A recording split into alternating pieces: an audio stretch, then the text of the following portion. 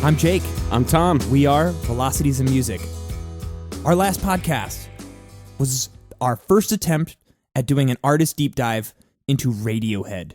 Radiohead, my favorite band. Mm-hmm. You're one of your favorite bands. One of my favorite bands. Has to be one of your favorite bands. You got me into Radiohead, and I appreciate that. Sure. You really got me into every piece of good music that I've ever listened to. That's a bold statement. But it's the truth. So, Tom, we were just talking, we talked about the formation of Radiohead, their first album, Pablo Honey, their second album, The Bends, and then their huge success, multi-platinum effort, OK Computer, which came out in 97.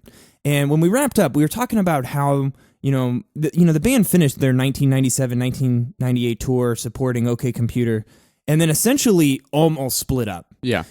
You were mentioning how the band, each different member of the band had their own opinions of the direction that they should go after. I mean, these guys were on top of the music world. Mm-hmm. They had won. How to win at music, they won. Yeah. And what do you do from there? How could you ever live up to the monolithic hype of OK Computer? Sure. I don't think you can. Right. There literally is no way that you could make an album, a rock album, similar to OK Computer, that would live up to that level of hype. Because even if you made another great rock album, it's still not going to be as great as OK Computer. Right. Well, and that's the real quandary of a band who makes a masterpiece album like that is also a commercial success, is how do you stay true to yourself as a band but continue to innovate? Because you can't just make OK Computer Part 2. You can't. I mean, you can do that, and yeah, it'll sell some records, but then your popularity is going to slump off. It's not what keeps people interested. Right. It might be what makes people buy that one record, but it's not going to be what makes people listen to your next record. Right. That's the key difference. And so it's a tough thing to balance. Yeah, Radiohead comes from grunge, right? Mm-hmm. They came to the music scene trying to be a grunge band, and I think that maybe their best trait of grunge wasn't anything musical. It was the attitude. Sure. And Radiohead achieves this huge success in OK Computer, and obviously had gained a lot of credit with the Bends. So in true grunge fashion, it's time to kick against the system. Right. And completely change their sound, change their song structures, change how they write music, how Tom writes lyrics, change everything about this band changed. And they went into the recording studio and in 1999 and just completely changed how they did things. Mm-hmm. And they recorded a ton of material. Spent weeks upon weeks in the studio just messing around with things. Nigel Godrich, played a huge role in this recording session because most of the music that they were writing wasn't that traditional rock format. They were starting to use more electronic elements. They were starting to use different instruments, such as the Onde Martineau. We had to look up how to say that. We did. But it's that squealy thing and how to disappear completely. Yeah. It's a technical term. Yeah, right, kind Tom? of a spooky... Yeah, that squealy thing is more importantly, I think that the album that they eventually release from these recording sessions, and they recorded a ton of tracks. Oh, yeah. Pared it down to 10 songs and released Kid A. Mm-hmm. Which, there's a ton of things that need to be said about the reaction that Radiohead fans had upon first hearing Kid A. But what did they hear? Yeah. First of all, from the moment that you hit play on this album, you hear synthesizer. Yeah. And those synths are everything in its right place. Yeah. And you hear different time signatures than you're used to. Mm-hmm. You hear different approaches to song structuring. Instead of going verse, chorus, you often just have verses. And, you hear all these different things. Tom's lyrics all of a sudden don't really make contextual sense. Each line doesn't actually make contextual sense with all the other lines in the song. And not just in the lyrics, but also the vocals aren't meant to serve a melodic purpose a lot of the time. They're more rhythmic. Right. In the title track, Kid A, they were just recorded straight talking and then tuned to different pitches after the fact. Right. And everything in its right place. At the end, you have the kind of delayed, manipulated vocals that are more for a mood and rhythm. It's not the typical rock vocal approach at all. And while this while you could classify Kid A as an electronic album, there's clearly an undertone of rock in there too. Oh yeah, rock, fusion, jazz, krautrock. Yep. And I think that's what makes Kid A so special, is that it kind of is unclassifiable. Yeah. But still shocking when you first hear it. It is Sure. It is unlike any other album that I've ever listened to, and that's why it's my favorite album of all time. Yeah. I mean, there is no other album that I like more than Kid A, and honestly, it's been that way for a number of years now. And through Velocities of Music, we've surely put that to the test. We've reviewed a ton of really great albums. None of them come close to Kid A. And I feel like we always somehow bring Kid A back up during conversations about albums. Yeah. Basically, any time that a band really shifts sounds, it's like a Kid A kind of move, you know? Right. Because that was like the classic case. You had a guitar band on top of the rock world, and then they just abandoned everything that made them what they were and sought for something different. It's a huge risk. Right. And the thing is, you know, in hindsight, you can look at Kid A and call it a masterpiece, but it's all about inputs and outputs. That's the output. That's the result that it achieved. But when you're just five guys, well, six with Nigel, in the studio putting an album together, you have no idea what people are going to think of it. And the thing about that side of it, the creation aspect of it, is really neat to me because, you know, Tom York, obviously he wanted to shake things up. He wanted to shake up the process and change things. And he said after the fact that he was actually kind of surprised by how taken aback everyone was with the reaction of Kid A, because from his point of view, now keep in mind this is the artist's perspective, so of course it's going to be different. And a brilliant, crazy ass artist right, to boot. Right, but from his perspective, he's like, I don't know why everyone's surprised. All the sounds on here are stuff that's out there. But here's the big difference to me. You know, their influences on this album, rather than being guitar rock bands like R.E.M. and the Smiths, they're leaning more towards electronic artists like Aphex Twin and Bjork. Yeah. They're leaning more towards krautrock bands like Can and Neu and Faust. And they're leaning also more towards jazz like Miles Davis and Charles Mingus.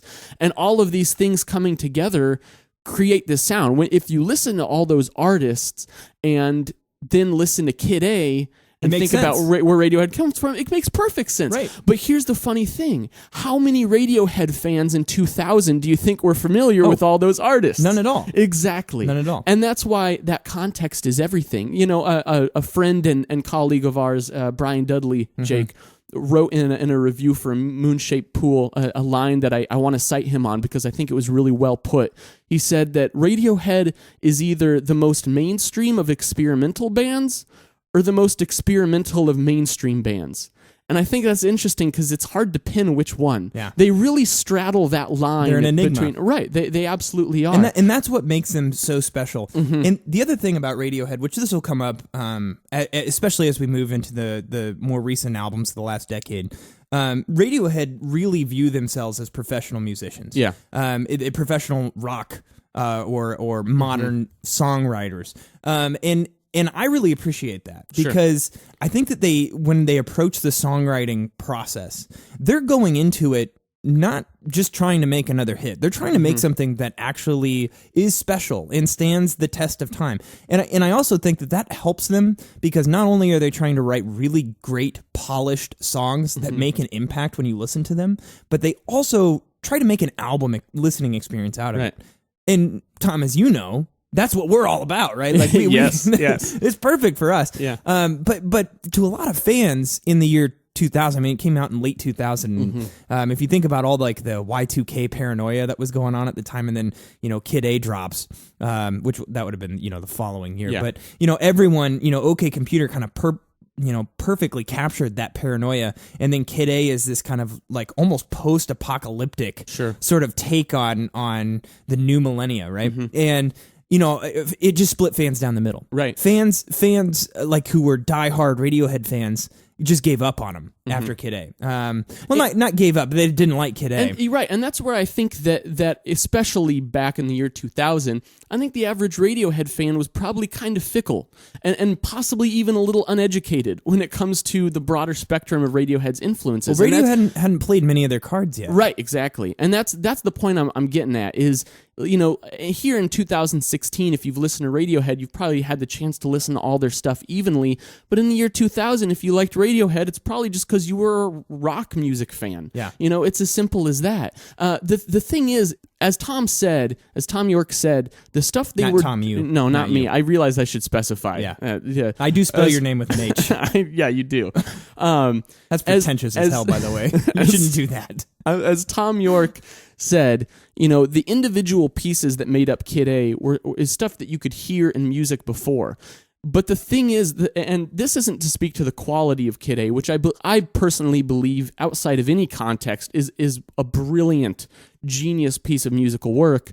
But the reason that it was so impactful isn't just because it was good. It's because of the position that Radiohead was in for whatever they ended up doing, pulling the rest of the mainstream audience with them. Right. That's the key. They were poised to make it that their next step was wherever music would go. Mm-hmm. And they ended up making Kid A. And I think that is one of the most important, just like not even strategic, but artistic moves that a band in their position could make, because they brought the mainstream with them wherever they were going. And look at what has happened to music in the last 15 or 16 years. Right. It's gone in the direction that Radiohead pulled it. Yeah, and part of that I think is due to just technology and software being more available, easier to grasp and learn.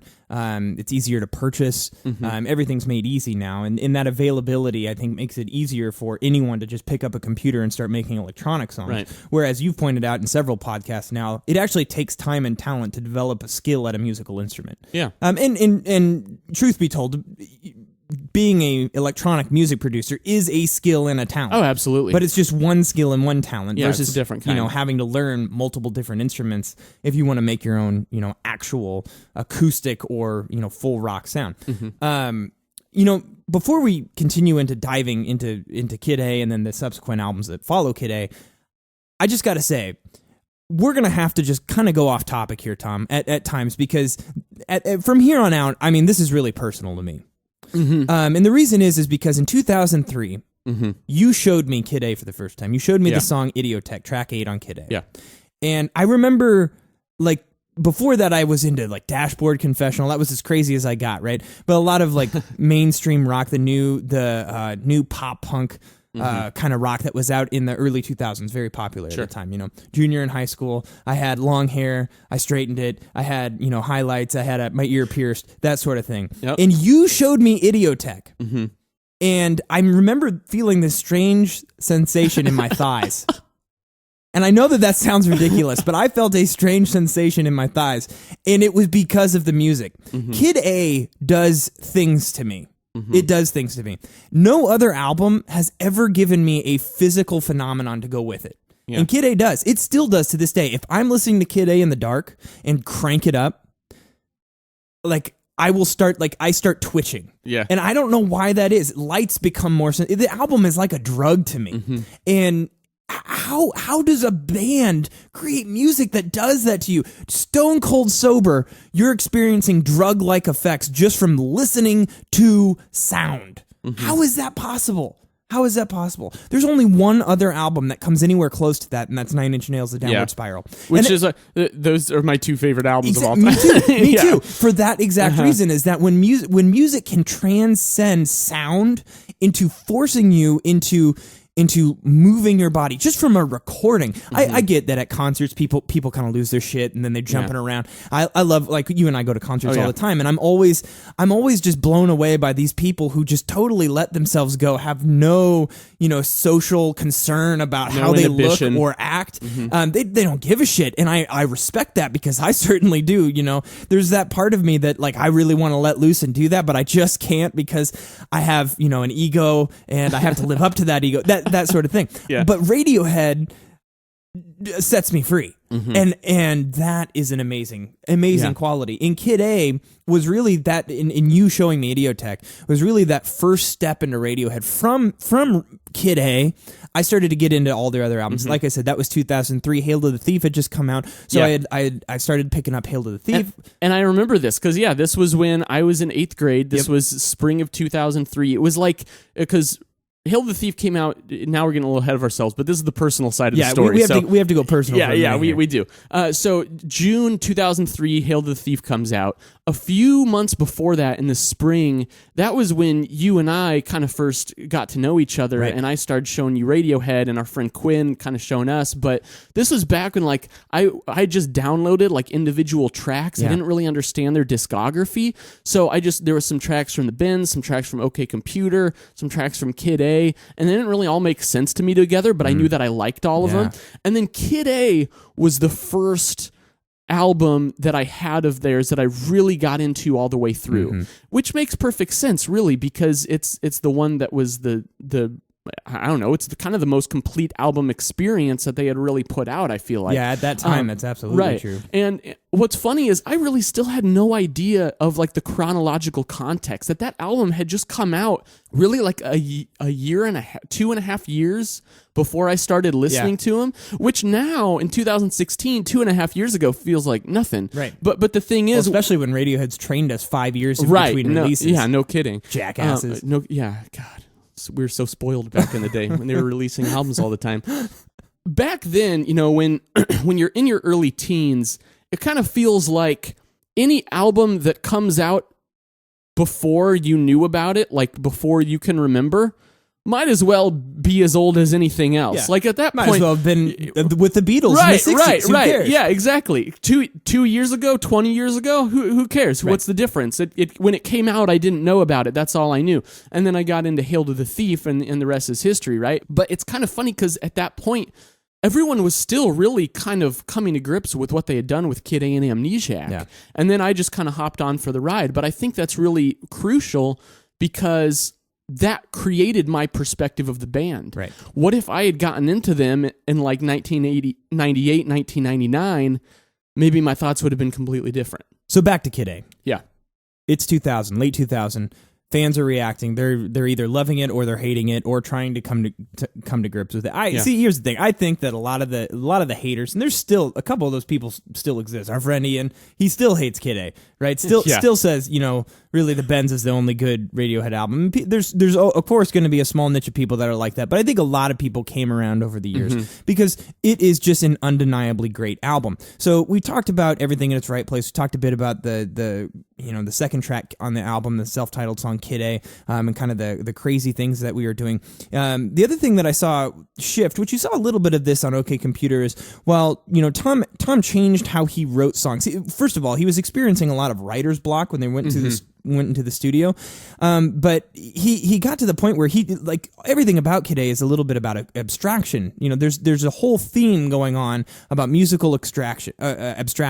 So one of the things that he did to help form the sound of Kid A, but also deal with this writer's block, was he'd write a bunch of lyrics, but then he'd cut them up, and every line would just go into a hat, and then he'd pull out lines, and that's how he wrote the song. But the lines that he wrote were vivid, and they stick in your head, and they create an atmosphere. In track 2 on Kid A, the song Kid A, on Kid A, the lyric, "We've got heads on sticks, you've got ventriloquist."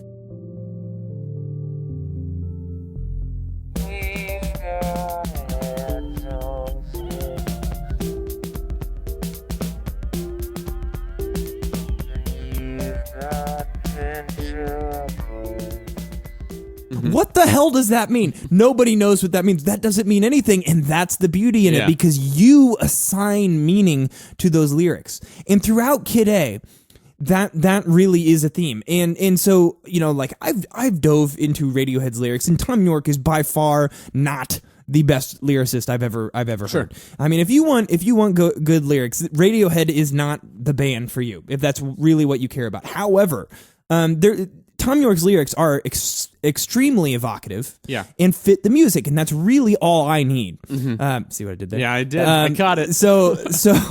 And especially on Kid A, I feel like he really exemplifies this quality. His little one-liner lyrics stick out and make this overall atmosphere. It adds to the atmosphere in a way that only a masterful artist could.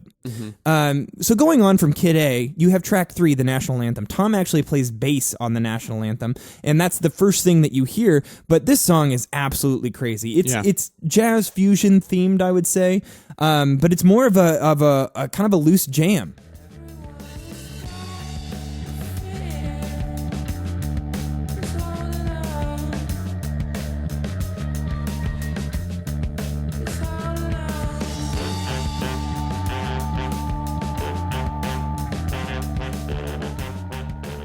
The structure is almost non-existent. It's just this groove this is where you feel a lot of the krautrock influences in the structure and just that hypnotic groove that the bass creates. But then you get that more kind of like prog fusion jazz element coming into it with the horn section that is just absolute chaos. And by the end of the song... Adds a ton of dynamics. Yeah. And honestly, I think one of the brilliant things about this song is just the title. Right. The title is what justifies the song and makes it what it is. Yeah. It's what defines it, the national anthem. And you have this song where the lyrics evoke these moods of fear-mongering and chaos. And then the music reflects that as it grows into this crescendo that just basically implodes on itself by the end of it. And like to say that kind of progression embodies the anthem of a nation is... That is very provocative. It's crazy. It is, and it's a brilliant move. And that song gets very intense. Yes. So they had the tact to pair that song with track 4, How to Disappear Completely. Now, before I drove out to your house today, Tom, I tried to put together a top 50 favorite Radiohead songs list. How to Disappear Completely is my 3rd favorite Radiohead song. All right. I said my first was Fake Plastic Trees, and we'll get to the second later. But How to Disappear Completely is so good. It was actually written in the OK Computer days. If you watch the documentary by Grant Gee, or G, however you say it, Meeting People is Easy, you actually can hear Tom sound checking How to Disappear Completely, and it's the first real kickback to like an actual rock song, and a regular way of writing songs. You have acoustic guitar throughout the song, and Tom's very haunting lyrics, more cohesive vocals. I think this is one of the few songs where he didn't pull lyrics out of a hat. Right, the lyric I'm not here, this isn't happening, apparently it was actually Michael Stipe who advised Tom when they were touring to, like, when it gets overwhelming, just tell yourself that line. That was his advice to him, and so that stuck with Tom, and he ended up turning that into a song. Wow, that's super deep. Yeah, I'm getting the goosebumps right now. But that instrument that we had to look up how to say it, and I forgot already. Andes Martineau. I love you put a little southern inflection on the O. Martineau. My family's from Missouri. So that thing. It creates what when I was in high school and had no musical acumen, and let's face it, I still don't have much, but few 1,000 albums later of listening to albums via MTV, I feel like I can pick out certain things. But in 2003, 2004, when I was really getting into Radiohead, I noticed that both throughout the Kid A and Amnesiac recording session, you had these like ghost sounds, these like high squealy sounds, and I think it's a mixture of what they were doing on guitar, but also that instrument that I can't say anymore. Well, and it also is you can kind of like take other signals and manipulate them through that instrument. Yeah. So it's this interesting kind of analog digital hybrid, and I always think that makes for a really neat sound. And it also is very emotionally provocative too, as you hear these just like sweeping sounds just take over the mix, very very it almost gently but swiftly increase the dynamics of the song, and then it gets very quiet right after that. Just creates a tempestuous dynamic contrast that continues throughout the song. It's a longer song too, but really wraps up the first half of Kid A.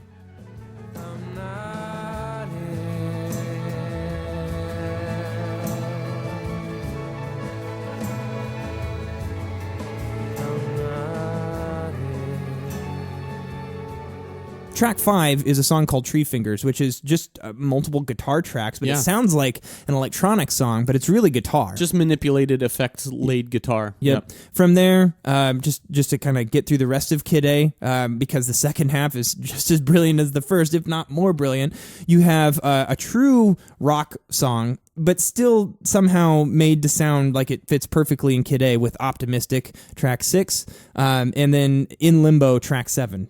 Both kind of fit that mold.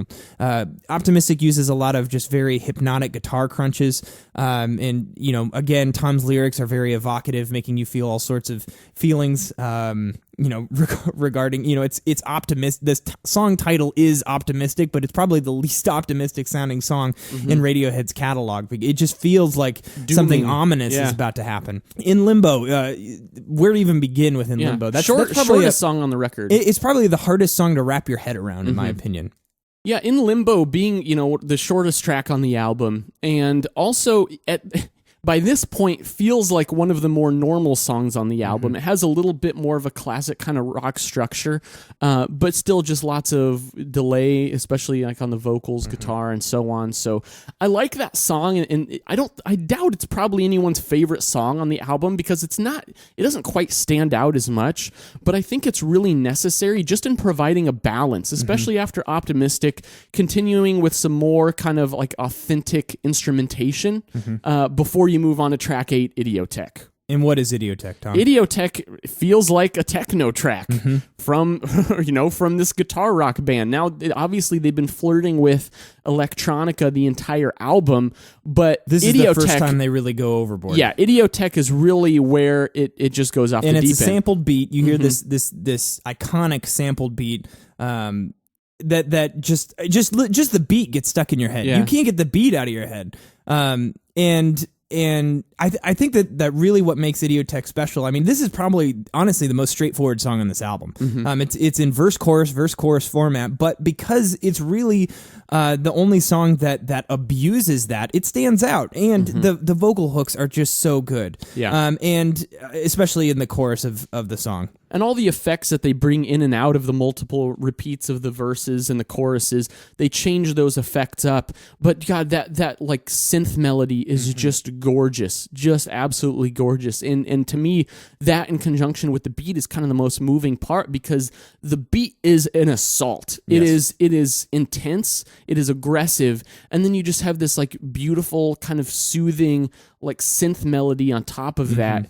And that juxtaposition is jarring in a really like brilliant way. And then of course Tom's vocals come in and they have this kind of like paranoid desperation to them that you feel like has kind of subtly permeated the entire first part of the album, and now it feels like it's coming more to the forefront. It's right in your face, and that song is definitely one of my favorite Radiohead songs.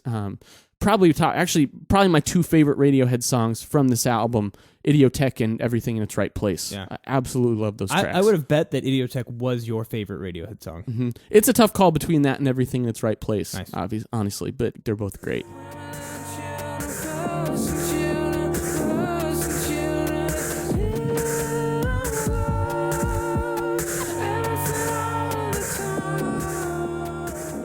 Now, track 8, Idiotech, transitions perfectly into track 9, Morning Bell. Morning Bell is a song in 5/4 time, and it highlights Phil Selway's drum beat is so perfect and memorable.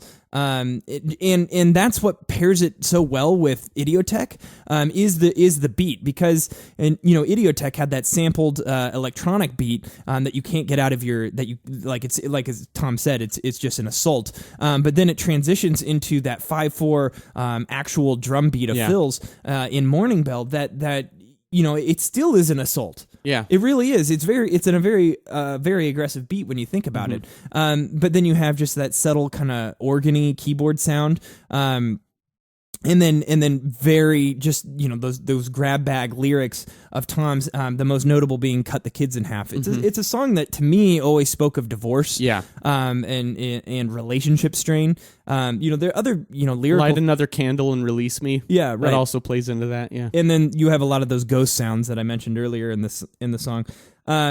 It's an aggressive song. It's probably like if Idiotech is the emotional. And the emotional climax of the album, Morning Bell is the cool off period. Yeah. But it's still, I think Morning Bell gets creepy at times. Oh yeah. Like listening to it, like it's like this is a creepy song. And then it goes straight into the last track on the album, Motion Picture Soundtrack, which I believe is about suicide. That's what it sounds like. Well, about death of some kind, Yeah. Which as the last track, it's just got this funereal vibe to it, and it has this peace to it, this kind of like peaceful air. But Well, it starts also off with the organ sound, right. Which once again kind of brings up the church vibes, and you have the harp come in later. And Tom's vocals are actually the quietest at any point on the album. This song, they really mix him down. He's not singing very loudly. It's a terrific closing track, especially after the experience you've just had listening to the first 9 songs.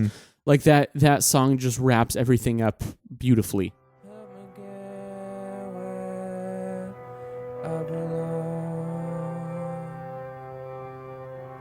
I think he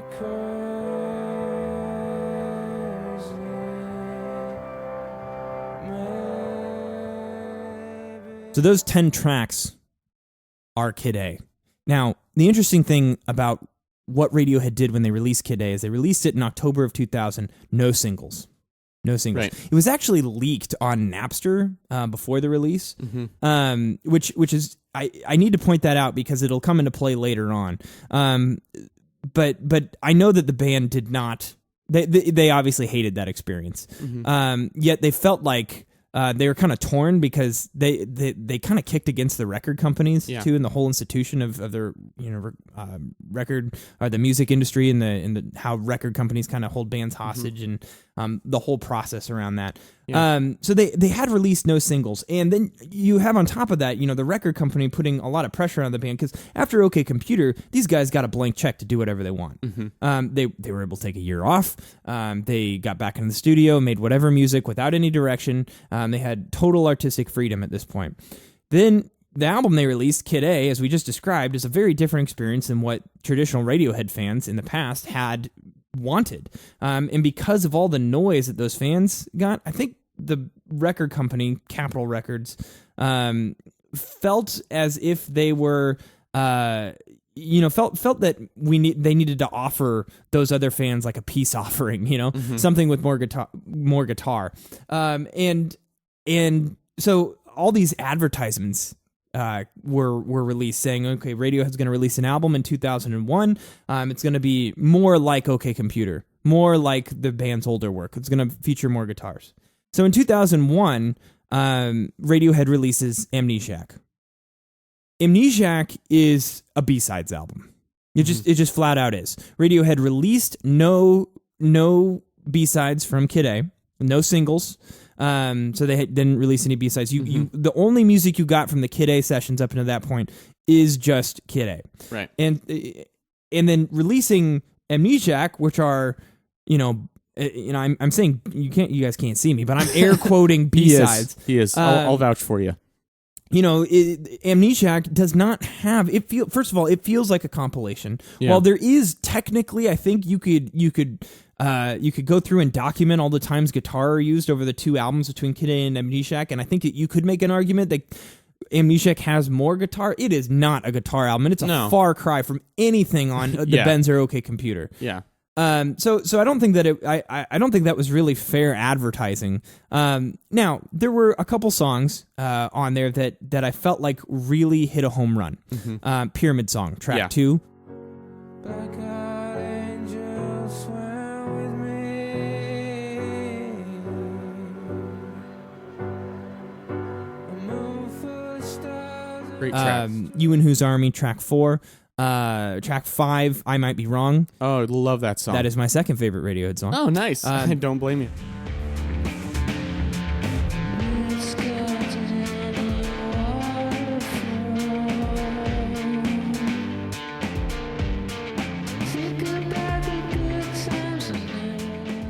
That one has really grown on me over the years. Before it was just another one of the great Radiohead songs, but it's really stuck with me, over the years as I've, grown up and been listening to Radiohead the whole time.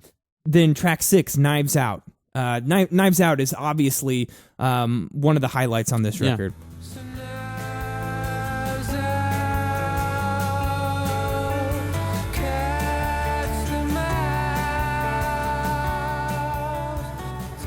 But outside of that, you only have maybe one or two more tracks that are really strong tracks. The back half becomes a lot more abstract. Mm-hmm. With track 7, you have Morning Bell Amnesiac, which is kind of a rehash of the track Morning Bell from Kid A, only done in a different time signature, a very different kind of mood.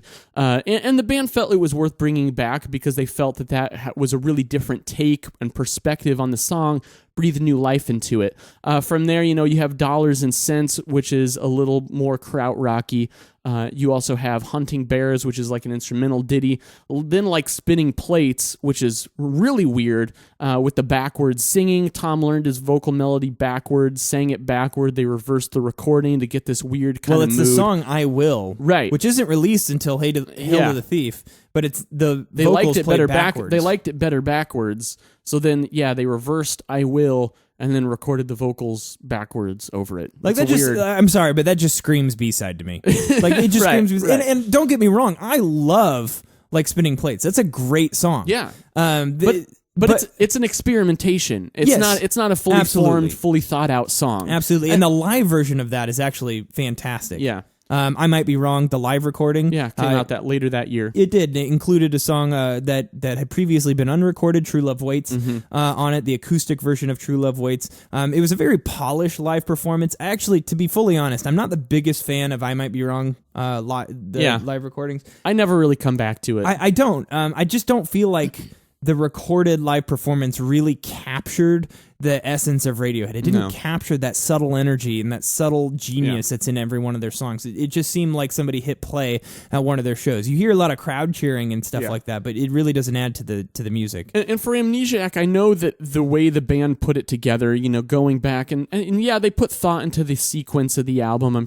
I know they changed some production stuff. I think that there were like one or two tracks that weren't written previously in the Kid A sessions, but so I think that from their perspective, they don't quite see it as much of B-sides, but that's certainly what it plays as for the listener, especially coming off of such great albums like OK Computer and Kid A.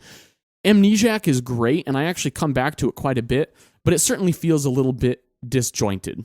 So they did release some singles from Amnesiac. Yeah. Track 2, Pyramid Song, is a single, and it had 4 other B-sides on it. So there's B-sides to what I call the B-sides album, Amnesiac. So when I say that, I want to be perfectly clear. I love Amnesiac. I still listen to it. It's still one of my favorite, probably in my top 50 favorite albums of all time. I still think it's a very strong record just from the quality of the songs on it. When you have a handful of genius songs on a record and the rest are okay to decent, you still have a good record. That's just fundamentally how it works. But inherently, they're not A-side songs. Yeah. The A-side from all the A-sides are on Kid A. And so there's B-sides to B-sides. And on the Pyramid Song single, you had songs like The Amazing Sound of Orgy, Transatlantic Drawl, Fast Track, and Kinetic.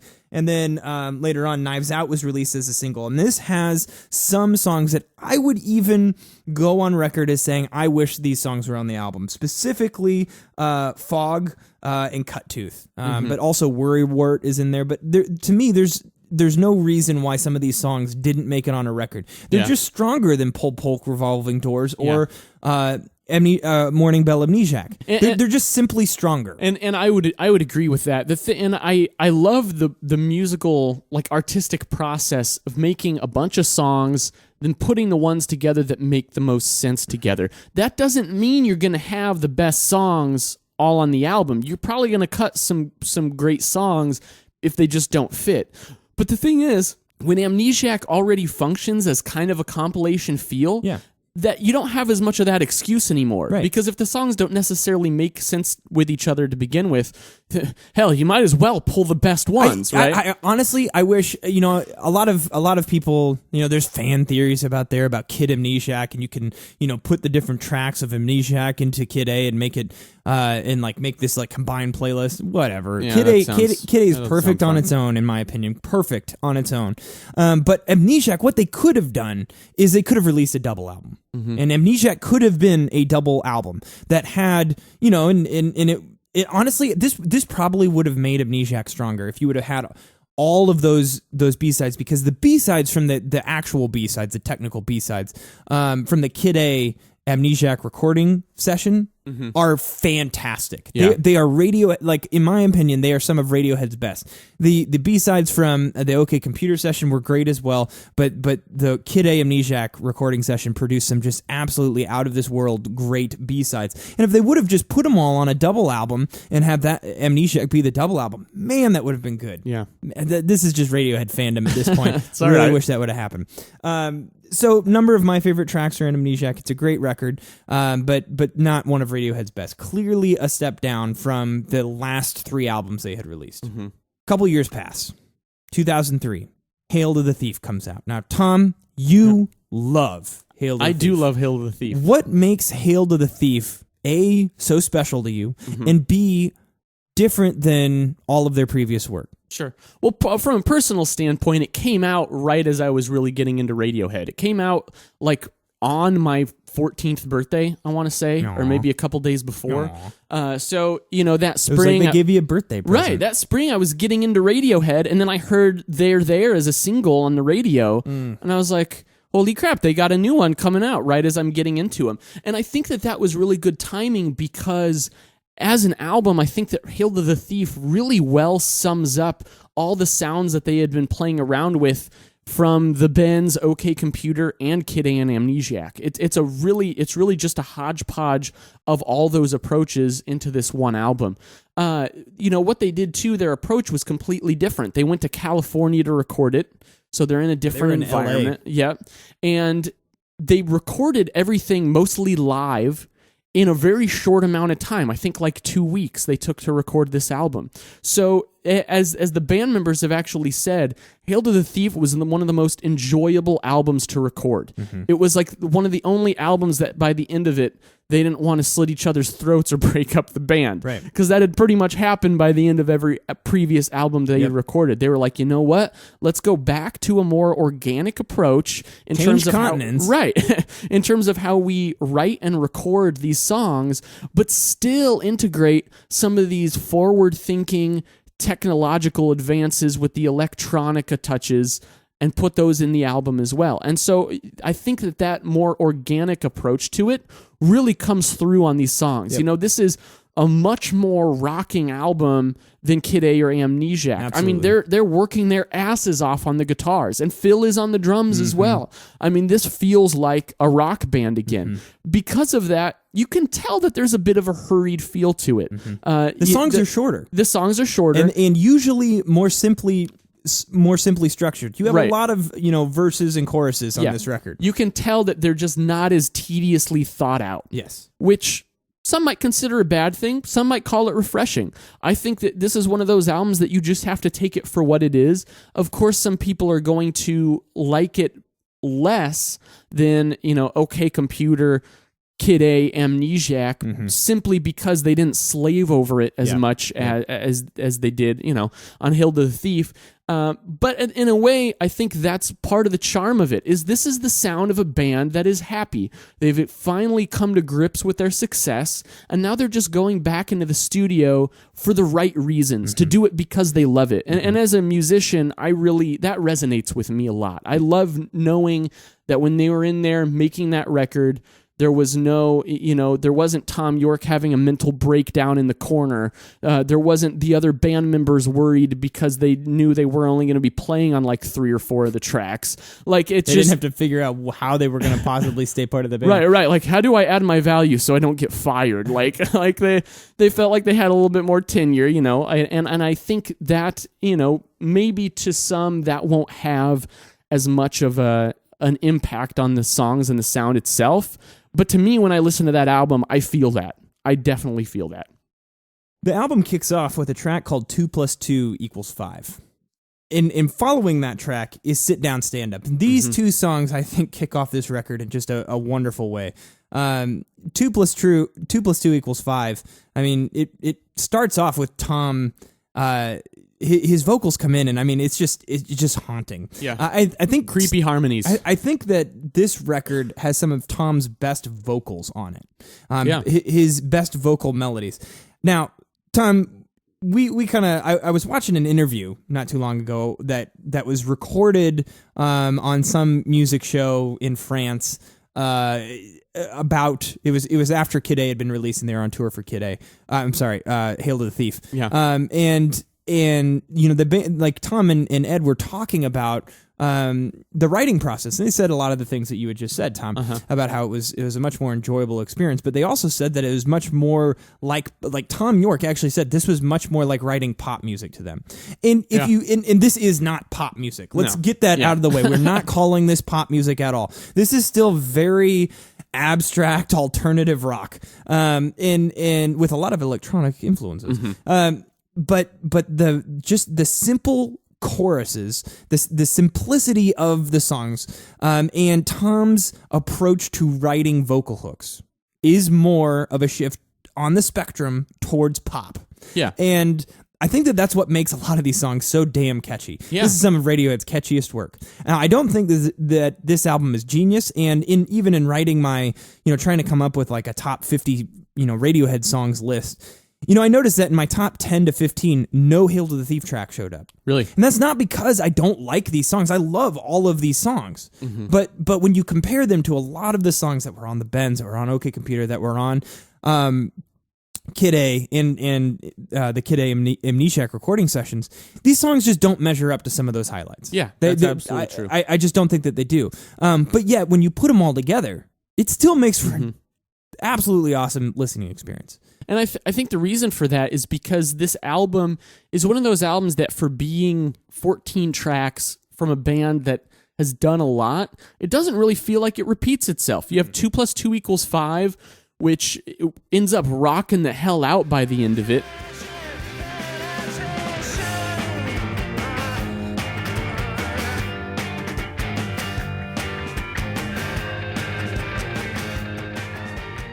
Then you have Sit Down, Stand Up, which breaks out the rave techno craziness with the raindrops at the end.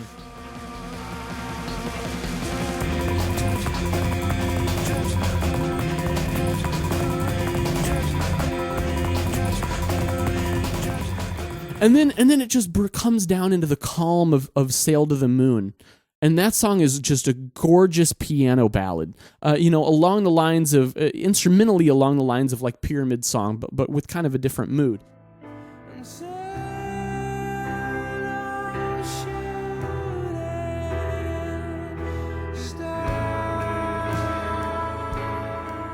Then you're back into the electronic aspects with Backdrift, and then Go to Sleep is just a great kind of odd rhythmic kind of guitar song again. It's more like Just than any other song. Yeah, you get a lot of what they had done before, and all the good moments really compiled together. Now, I think stylistically that's what makes this album stand out, but I think you're right, Jake. When it comes to the songwriting, I don't think that those highlights are there. This album, it doesn't have a Paranoid Android. It doesn't have an Idiotech or an Everything in Its Right Place. Like, it doesn't have that keystone that holds the album together. Yeah. Instead, the songs all just kind of lean on each other a little bit more evenly.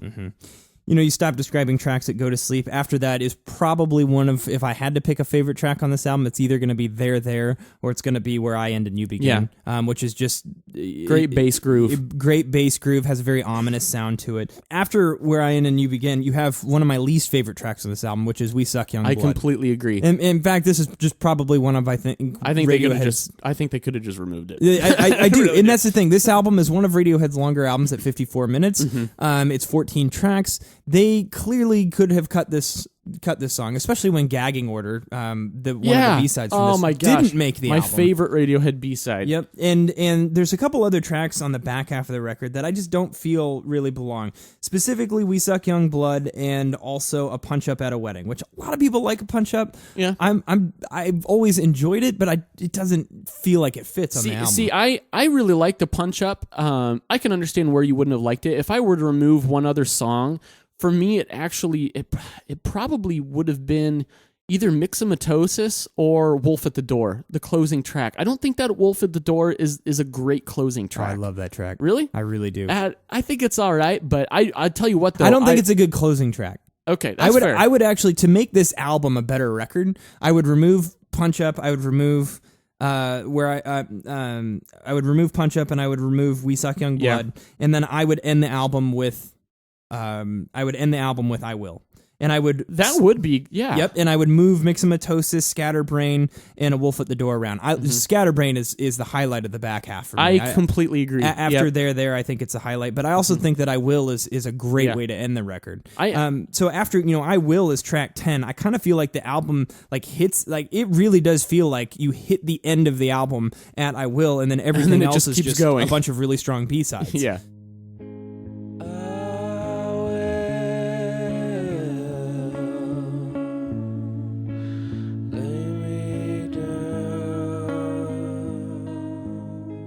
So just the way that this album is structured and how they arrange the songs, the fact that the songs all operate independently, there's really no transitions in between tracks on this record, not that I can think of anyways, off the top of my head. No great transitions like Idiotech and Morning Bell. How can you have those two tracks not next to each other? Airbag and Paranoid Android, how could you not have those tracks next to each other? To me, this just doesn't have any of that. You could rearrange these tracks in any order and they're great. This works great in a playlist. It feels like a playlist of Radiohead tracks. Anyways, my point in summation, I just feel like Hail to the Thief, man, this is the third time I've called it Kid A. I feel like Hail to the Thief, while a great, enjoyable Radiohead album, was a fan pleaser. Yeah. And to me, did not produce their best work. I still find it super enjoyable. It's easily in my favorite 20 albums of all time, just because of when I listened to it and the impact it had on me. It's one that I think I come back to more than I actually like it, just because it's so much fun to listen to. Like, there are some tracks on here that I just think are a lot of fun.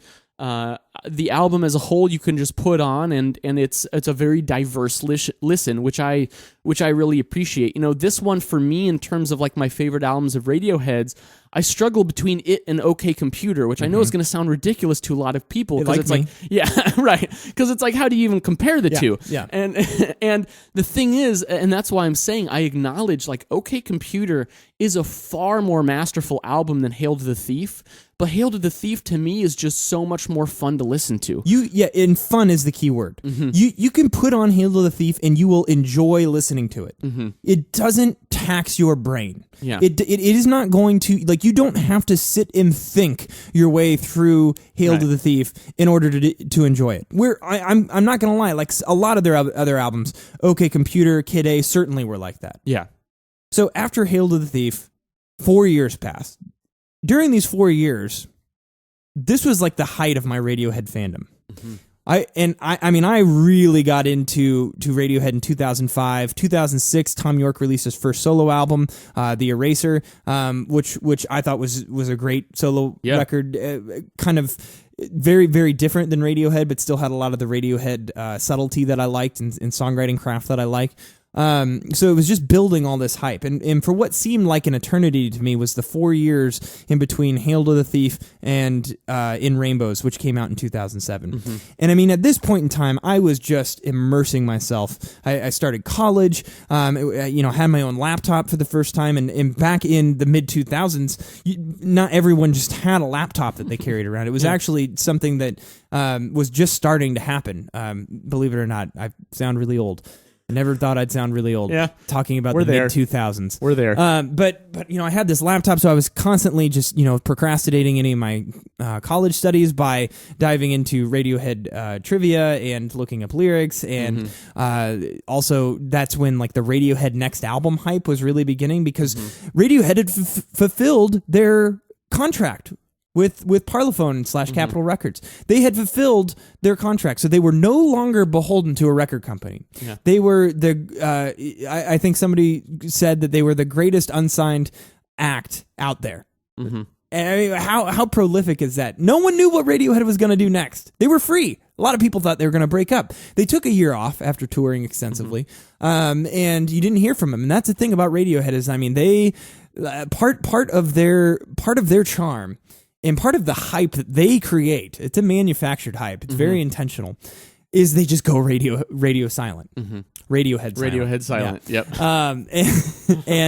And I love that about them, because they're just messing with you. They're just messing with your head. And they certainly did this before In Rainbows came out. And I remember in later on in like 2006 and 2007, they played a number of shows.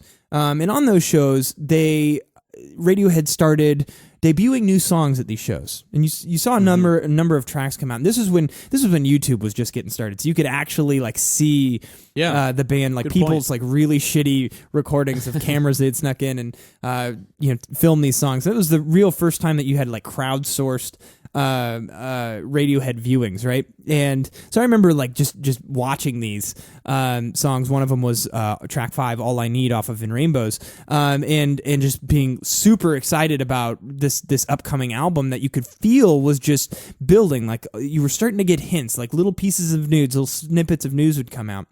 And then I think it was like October 1st. They announced, I forget where they even announced it, but there was an announcement that said that, on, I think it was October 10th, 2007, that, their new album In Rainbows would be available for download, and you could pay whatever you want.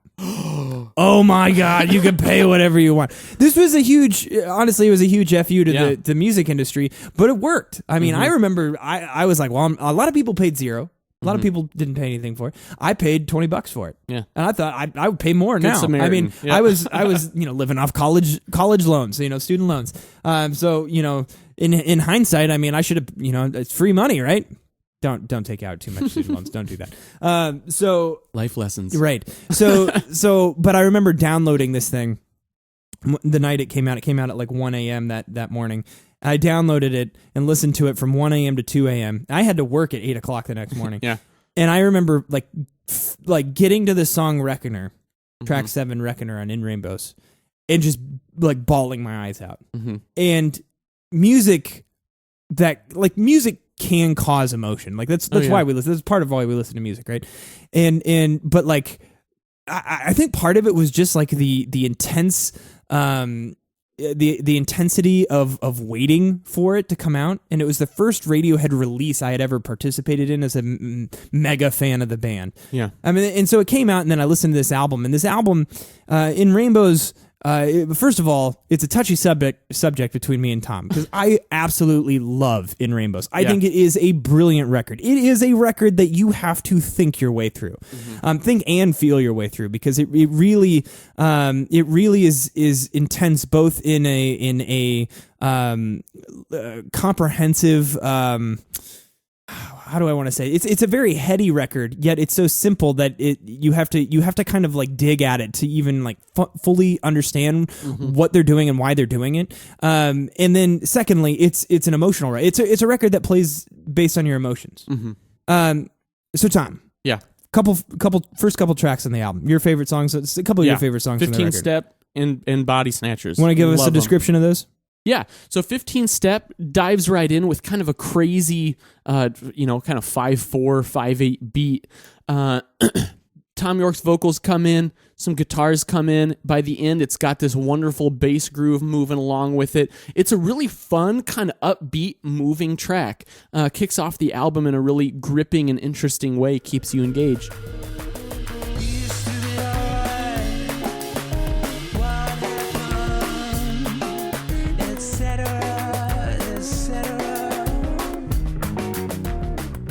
Then it moves into Body Snatchers, the second track, which starts out with just this huge, fat, kind of low-end, fuzzy guitar. And that song rocks the hell out, and I absolutely love it. You get some of Tom's most spastic, like crazy vocals that you get, and some of the craziest guitar that you've heard from them in a while as well. Probably even more so than some of the stuff you hear on Hail to the Thief. Absolutely.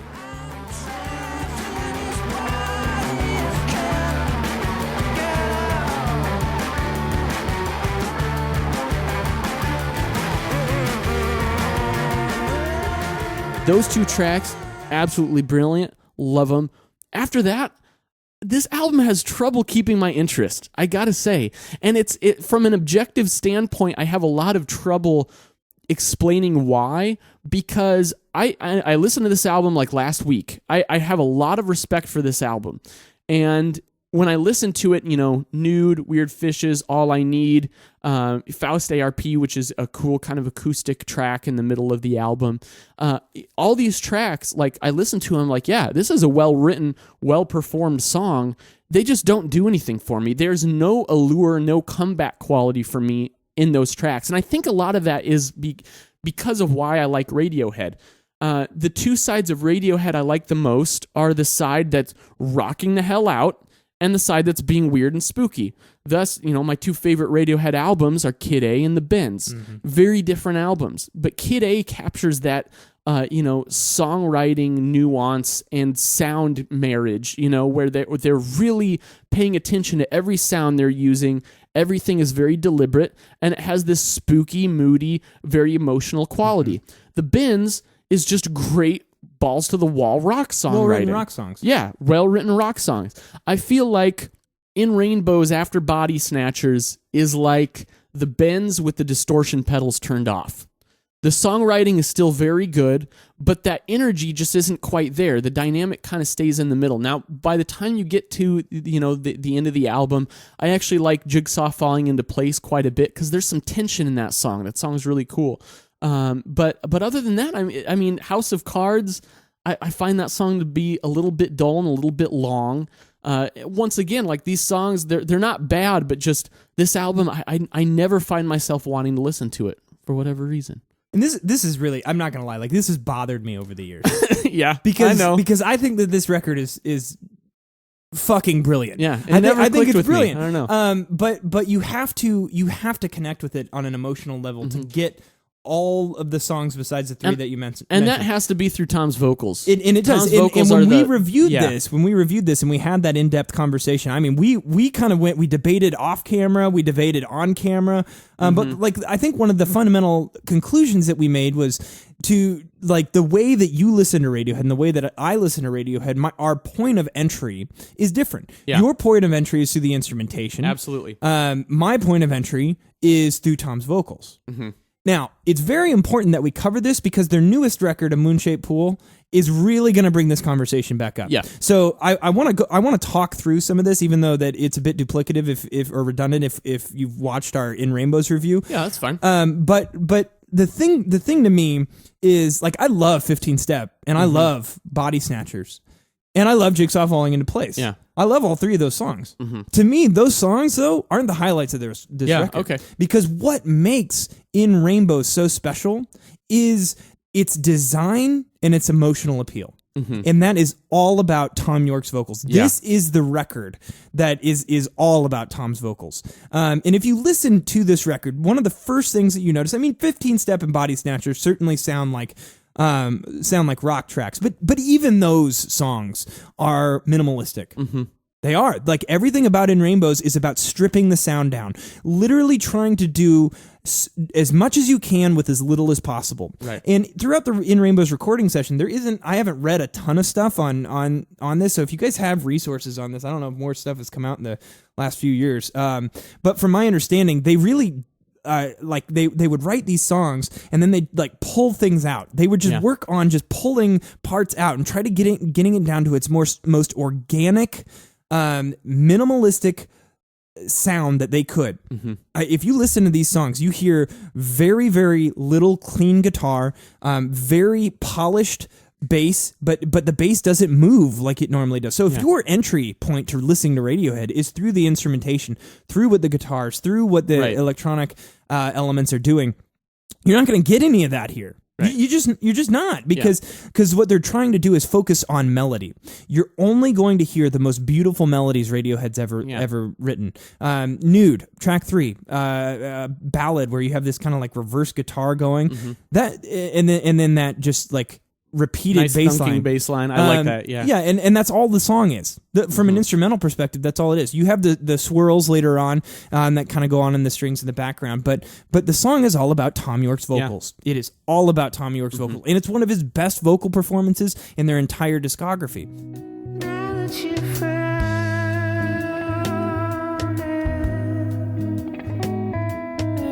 it's gone.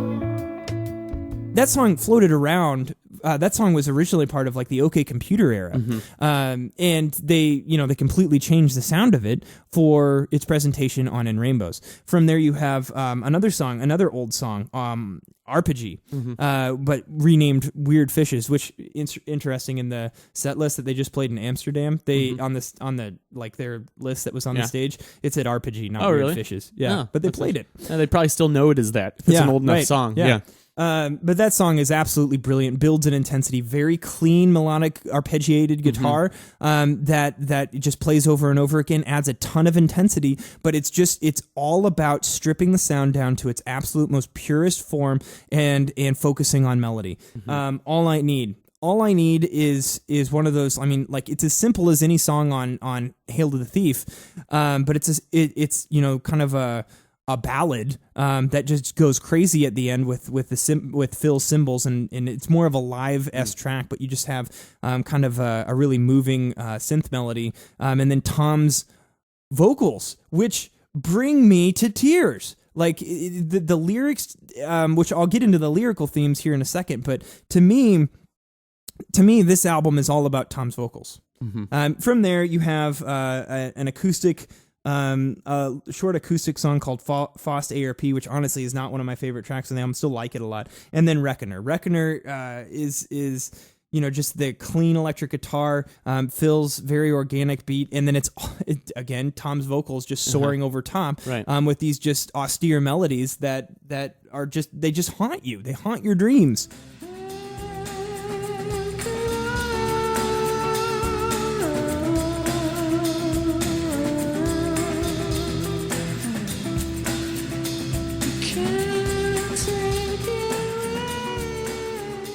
Then you have one of the singles from the record, House of Cards, very minimalistic, lots of big builds throughout that song, Jigsaw falling into place, and then the last track, Videotape, which is a minimalistic, somber piano ballad to end it.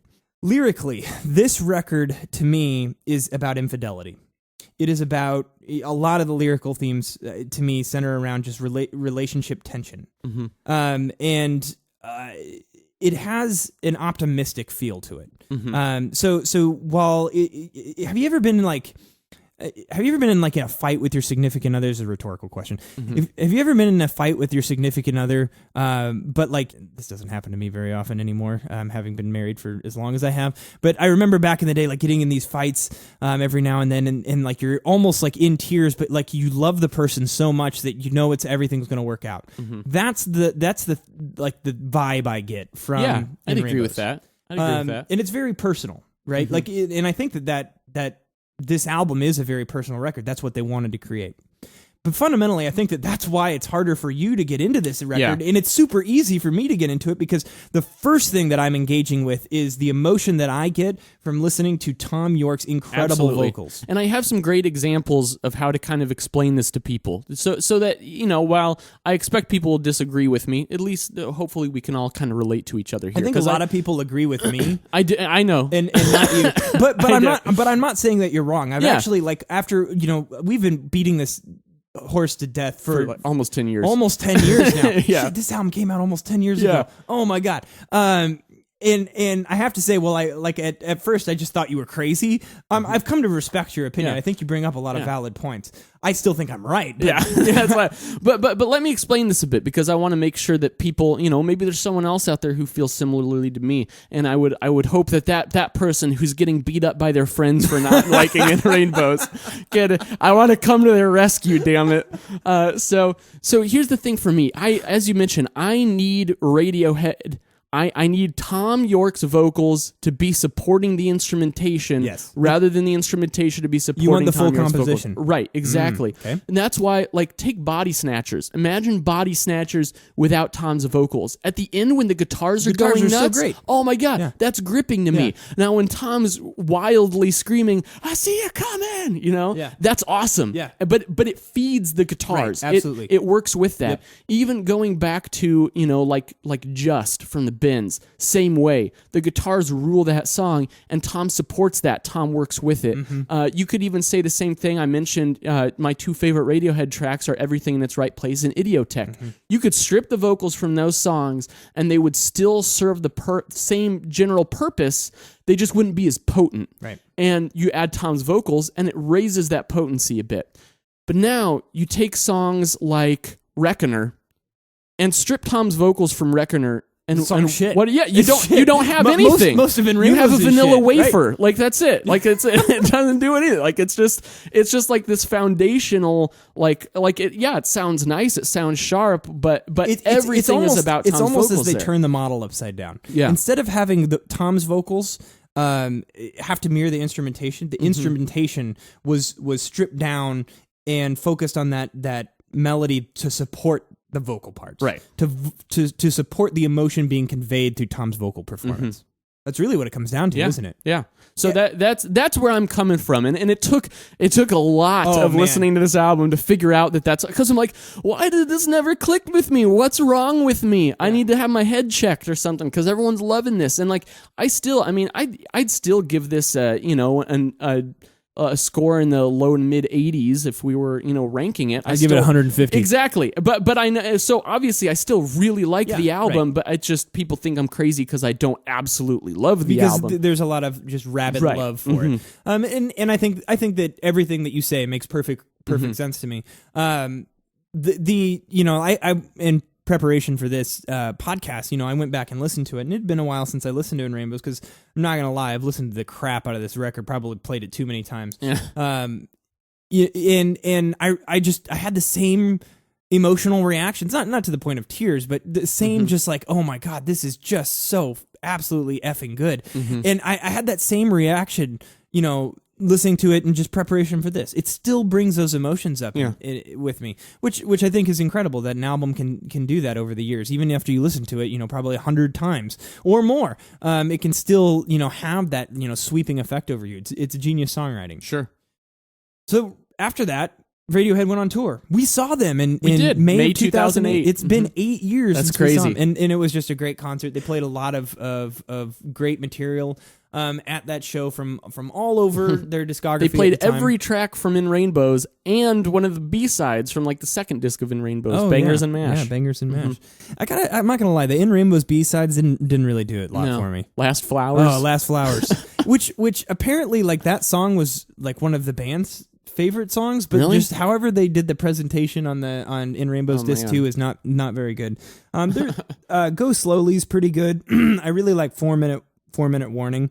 Down is the New Up is another okay. But they're just like in comparison, if you compare the In Rainbows B-sides to the B-sides of OK Computer, Kid A, Amnesiac, or even the Bends, I don't think that they quite stand up to that. And then Radiohead goes silent. Again. You don't at 2009? I didn't hear from him. No. 2010? No idea. I mean, Didn't hear from him. Tom sent me a postcard, but that's all I got. Oh, that's nice. That's nice. Was he puckering his lips? He didn't. I'm Oh. just making that up. Oh, okay. I'm just a jealous fanboy. And I remember in late 2010, you started to hear the little ripples that they had been in their recording studio. There's little pieces of news coming out. And then February 18th of 2011, they dropped their, I think that was their eighth record. 8th. The King of Limbs, and they released it early. They said they were going to release it later, and then on February 18th said, "Here you go." And I like that Radiohead do that. I think that the Kid A being pre-released via Napster, being leaked on Napster, really affected them and kind of influenced the release In Rainbows as a digital download only right away. Pay what you want. I can't remember if the King of Limbs was pay what you want. I don't think it was. Yeah, I don't think it was either. It was just a small fee, though, Yeah. I think. Yeah. Yep. Reasonable price, Yep. and came out on my wife's birthday. So it was a nice birthday present to her. Now, it didn't become one of her favorite Radiohead albums. I don't think it became one of anyone's favorites. I don't think it did. I've never met somebody that said, "Oh yeah, the King of Limbs is just the best Radiohead record." First of all, I think it's the shortest Radiohead record. Oh, yeah. It's only like 38 minutes long, Something like 39 that. minutes long. It's 8 tracks instead of the usual 10 to 12. And it's a completely different approach. It is the antithesis of any of the music that they've really done before. Yeah. I think that the album sound it comes closest to is probably Kid A, but not even in like the same hemisphere, right? Like Right. It's completely different. Their approach on the King of Limbs, you hear a lot more guitar. Yeah. You hear a lot more just organic instrumentation, a lot more bass than what you heard on In Rainbows. A lot more that stripped down minimalistic approach of In Rainbows gone. No, no, they load this thing. Yep, they with load as much as they can. Yep, and it's very strong in the rhythm department. A lot of big moving bass lines from Colin, Phil's drum beats. They actually, when they toured, they had Clive Deemer from Portishead, I think that's how you say his name, tour with him. So they had two drummers through it. One drummer would play like an actual drum beat, and the other would mimic a drum machine. And it just made for a really cool thing. I really wish I would have seen him on that tour. Actually, the current tour that they're on, which they're only playing select cities right now, Clive Deemer's with him. They have two drummers. Cool. So interesting, but just rhythmically complex is what this album's theme is. It's all about just about the beats, about beats, looped rhythms. That's the fundamental theme of the King of Limbs, and very glitchy, very polyrhythmic. Interesting trivia about the King of Limbs. The title is believed to come from a tree in this forest. That the band spent a lot of time recording the King of Limbs in a studio that's located off in the woods. So I don't know if any of that's true or if I'm just blowing smoke. But I remember reading that somewhere, random Radiohead trivia. But that's where the name came from. Now that King of Limbs concept is interesting. That this is a tree, right? So the album's themed around a tree, because I remember thinking, like, after this album came out, like, being kind of disappointed about how short it was. Yeah, and thinking, like, I know that there was this huge wave of speculation from Radiohead fandom in which, like, the whole concept of this record was that they would release all these singles that would be like, all the limbs of the King of Limbs. Everyone was going nuts over these, like, conspiracy theories about, they were like looking into like the promo photos of the band and the way that they were like standing and pointing their arms and shit, like it's just over the top like analysis of every little aspect of what they released, which is kind of corny, but at the same time it was fun to look into that and to read about the theories. Our Radiohead on Reddit really ran with that one. None of that ever happened. Yeah, they released some singles, which we'll get into in a bit. But to dive into the music of the King of Limbs, the album opens up with Bloom, and you have this fluttery piano part come in that's looped, and then you have this other, like the beat kind of comes in and it's looped, and everything's kind of looped. It's loopy.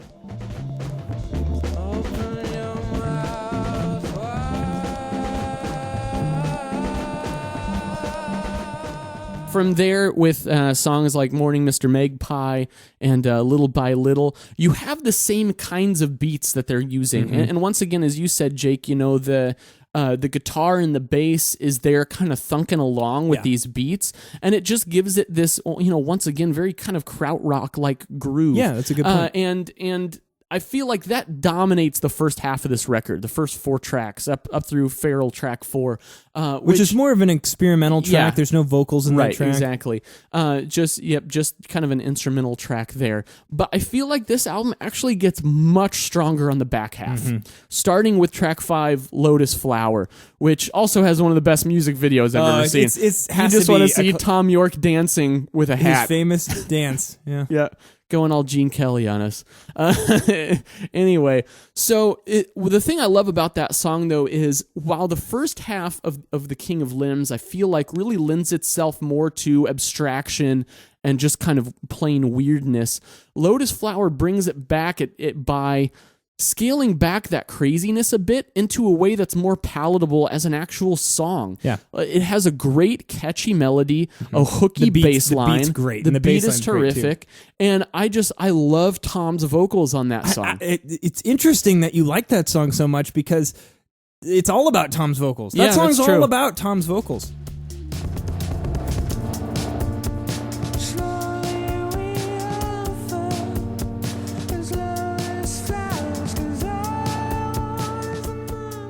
Now, something about Tom's vocals throughout The King of Limbs that I want to point out is that the vocals are just not that serious throughout. No. Like this album is not an emotional. You don't get that cathartic release when you listen to this, as you did on OK Computer, even the Bends, Kid A for sure. It's a thinker album, much more than a feeler album, I'd say. I don't don't know if I'd 100% You don't agree think so? with that. See, that's what I find myself doing, is I find myself trying to like dissect the beats and figuring out how all these things work in conjunction with each other. Interesting. Yeah, I totally get that. Like, to me, though, like the beat, the rhythm, just the general groove and vibe of all these songs, it's like they were listening to Flying Lotus, just nonstop before going into the studio. Tom York had done a track with Flying Lotus, like the year before or something. I kind of remember that now, and that makes perfect sense, doesn't it? Yeah.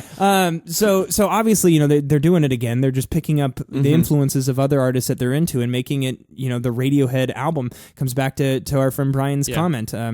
So you have that, but I also think that just the vocals and the lyrics in this album are just less emotional, less personal, less serious. Reminds me a lot of Hail to the Thief. You can put this album on and just really enjoy it. This is, I gotta say, like, I find this record to be highly enjoyable. Yeah, I don't think too. this is a bad record. A lot of people like to rip into it, and I don't really get that. Yeah, I don't get it. Yeah, it's not one of their best albums, but it's not bad. But you're comparing it to other Radiohead albums. And when this came out in 2011, we reviewed it. I remember we gave it a 93. Each of us gave it a 93.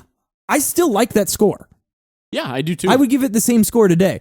It's not a 100. Whereas I think in Rainbows, even Hail to the Thief, I'd probably go like 95 to 98. Yeah. Kid A, obviously 100. OK Computer, The Bends, obviously 100. Amnesiac, probably a 91 or 2. I don't want to give this one 93 and give Amnesiac less than that, but this is a better album listening experience than Amnesiac. That's true. It is. The songs aren't as good. The songs aren't as good. Yeah. But it's a better album listening experience. It's more cohesive. You can put on The King of Limbs, and for the next 38, 39 minutes, you're going to have a really enjoyable experience. You can either get into the headiness of it, picking apart the beats, picking apart all the different parts, or you can just enjoy the groove and dance to it, which fundamentally, when they released Lotus Flower as a single and you saw the video of Tom dancing, that's what this album's all about. This album is about the feeling you get in dancing to it.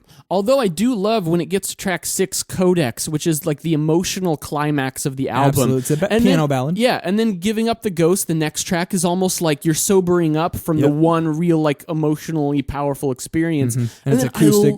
I love the closing track, Separator. Yes. They come back to more some of the complex beats, but it just has this infectious groove, and I find Tom's vocals, while they're minimal, they're very memorable. Yes, absolutely. And I love the last 4 songs on here.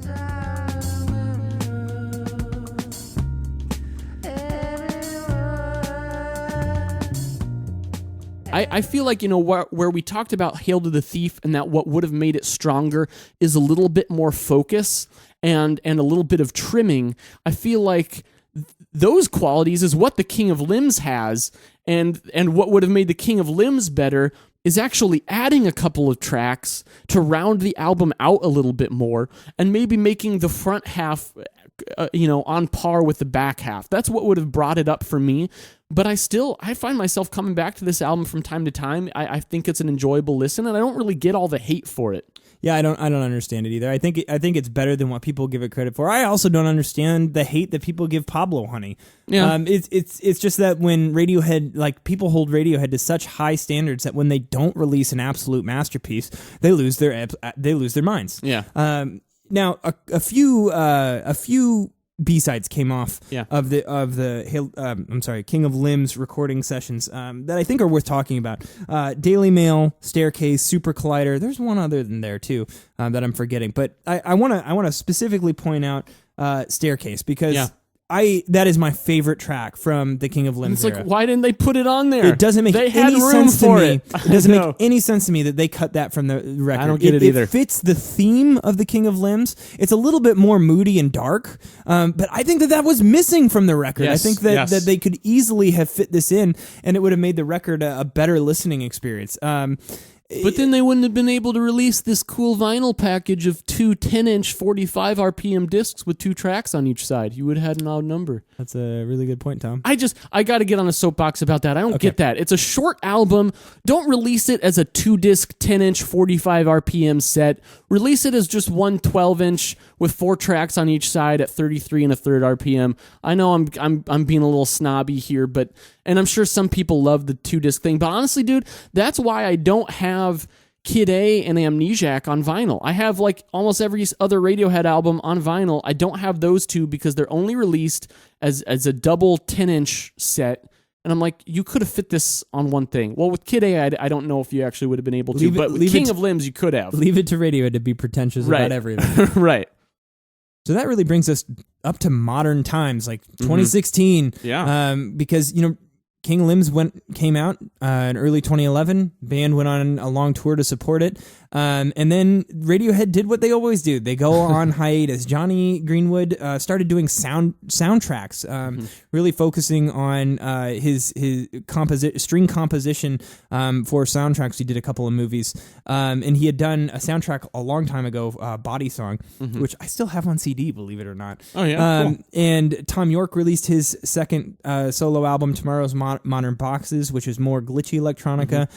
Tom Atoms for Peace. Tom, the band that had Nigel Godrich and Flea in it, that he originally assembled to go on tour supporting the Eraser, released an album called Amok, which was actually okay. Yeah. It wasn't fantastic, because I think what we found is that Tom York, and really any of the Radiohead members, aren't as strong when they're on their own. No, they really need each other to make the whole magical thing happen.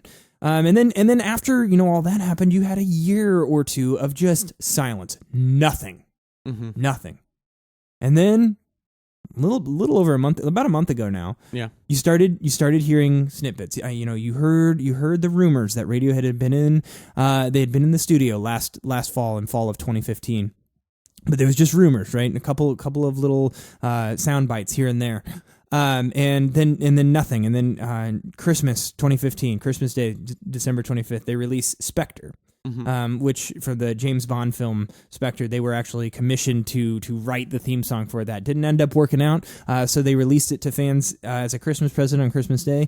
Anyways, I remember listening to that thinking, this is a whole new side of Radiohead. Lots of strings. It made sense for a film soundtrack opening song for a Bond film. And then they started clearing off all of their social media presence. Their website went to white. And then later on, we found out they were going to release a Moon-Shaped Pool, their 9th studio record, on May 8th, 2016, just a few weeks ago. And that's where we'll leave off for this podcast. And then our next podcast will be a deep dive into a Moon-Shaped Pool. I'm Jake. I'm Tom. We are Velocities of Music, moving music discussion forward.